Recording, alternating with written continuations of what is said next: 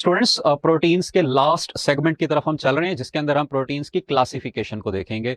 और generally proteins को हम दो ग्रुप्स में डिवाइड करते हैं, which are the fibrous and the globular proteins. यहाँ पे आपसे जो अमूमन क्वेश्चन पूछा जा रहा होता है वो इनके कंपैरिजन का होता है। लाइक आपसे क्वेश्चन पूछा होगा कि which of the following is not the character of fibrous proteins, तो वहां पे तीन ऑप्शंस पे फाइब्रस प्रोटीन के कैरेक्टर्स लिखे होंगे, चौथी ऑप्शन पे ग्लोबुलर प्रोटीन का कोई कैरेक्टर लिखा होगा, आपने उसको पिक करना होगा। तो आपको इनका कंपैरिजन पता होना चाहिए कि how we compare fibrous and globular proteins. सबसे पहला डिफरेंस हम यहां पे देखेंगे शेप का। फाइब्रस प्रोटीन के नाम से हमें पता चल रहा है कि these are in the form of fibrils, threads की फॉर्म में होंगी। और ग्लोबुलर प्रोटीन्स के भी नाम से हमें पता चल रहा है कि इनकी ग्लोबुलर शेप होगी, दे विल हैव स्फेरिकल और इलिप्सॉइडल शेप। उसके बाद आपने याद रखना है स्ट्रक्चरल ऑर्गेनाइजेशन कि ये कहां तक प्रोसीड करेंगे, इनमें कौन सा लेवल फाइनली एग्जिस्ट कर रहा होगा। तो fibrous proteins have secondary level of organisation, globular proteins have tertiary and quaternary. लेकिन हम टर्शरी क्यों लिखते हैं? क्योंकि तमाम की तमाम ग्लोबुलर प्रोटीन्स में टर्शरी लेवल हमेशा एग्जिस्ट करता है। क्वार्टनरी हमने पढ़ा था कि ये होगा हाईली कॉम्प्लेक्स ग्लोबुलर प्रोटीन्स में, ये सब में होना जरूरी नहीं है। तो all the globular proteins have tertiary level of organisation. Next character आपने याद रखना है इनकी सॉल्युबिलिटी के बारे में, सॉल्युबिलिटी इन एक्वस मीडियम और सॉल्युबिलिटी इन वाटर। जो फाइब्रस प्रोटीन्स हैं they are insoluble in water, और इसलिए हम आगे चल के पढ़ेंगे कि इनसॉल्युबल होने की वजह से ये मुख्तलिफ स्ट्रक्चर्स बनाते हैं। अब स्ट्रक्चर्स में वो प्रोटीन्स होनी चाहिए विच शुड रिमेन इंटैक्ट, जो डिसॉल्व ना हो, और इसीलिए डिफरेंट स्ट्रक्चर्स के लेवल पर जो प्रोटीन्स होती हैं वो फाइब्रस प्रोटीन्स होती हैं।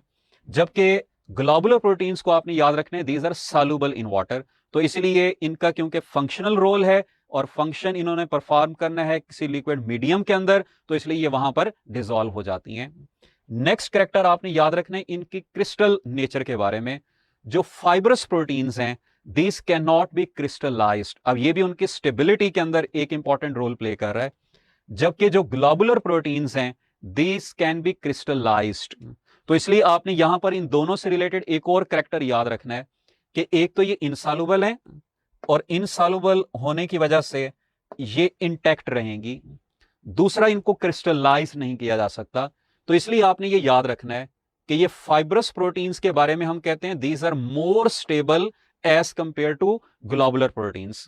ग्लोबुलर प्रोटीन्स के अंदर चेंजेस हो सकती हैं, हाई टेम्परेचर इनको इफेक्ट करता है, पीएच इनको इफेक्ट करती है, इसी तरह से इनको क्रिस्टलाइज किया जा सकता है, ये वाटर में डिसॉल्व होती हैं। तो ये इसलिए हम कहेंगे कि ये कंपैरेटिवली लेस स्टेबल हैं as compare to the fibrous proteins. Next character आप देखिएगा इलास्टिसिटी का। Fibrous proteins are elastic in nature while globular proteins are inelastic in nature. Role को मैंने अभी आपको बताया कि फाइब्रस प्रोटीन्स का मेजर रोल स्ट्रक्चरल है, डिफरेंट स्ट्रक्चर्स की फॉर्मेशन के अंदर, जैसे हेयर, नेल, मसल आप पढ़ेंगे, these are made of fibrous proteins. और जो ग्लोबुलर प्रोटीन्स हैं दे हैव फंक्शनल रोल। हम अभी एग्जांपल्स के साथ इनको रिलेट करेंगे। ये चंद एक एग्जांपल्स आप यहां पर देखेंगे। फाइब्रस प्रोटीन्स में सबसे पहले silk fibres, these are made up of fibrous protein, और अमूमन यहां पर जो प्रोटीन मौजूद होती है इसको हम कहते हैं फिब्रोइन। फिब्रोइन इज द सिल्क प्रोटीन, ये फाइब्रस है। Myosin forms muscles, this is a fibrous protein. Fibrin forms blood clot, this is a fibrous protein. तो ये सारी की सारी स्ट्रक्चर्स हम लिख रहे हैं। Keratin forms hair and nails, तो ये भी फाइब्रस प्रोटीन है। तो जैसा कि हमने ऊपर देखा है कि fibrous proteins are commonly related in the formation of structures, और ग्लोबुलर प्रोटीन्स का फंक्शनल रोल है। जैसे कि आप एंजाइम्स को देखते हैं, enzymes act as catalyst and they speed up the chemical reaction. Antibodies develop immunity in the body, defence के अंदर इनका रोल होता है। हार्मोन्स मेटाबॉलिक एक्टिविटीज को रेगुलेट करते हैं, केमिकल मैसेंजर्स हैं। Haemoglobin acts as carrier for different gases, oxygen and carbon dioxide. तो यहां पर आप देख रहे हैं इन चारों एग्जांपल्स को कि इनका रिलेशन क्या है, फंक्शंस के साथ है, दीज आर फंक्शनली इंपॉर्टेंट।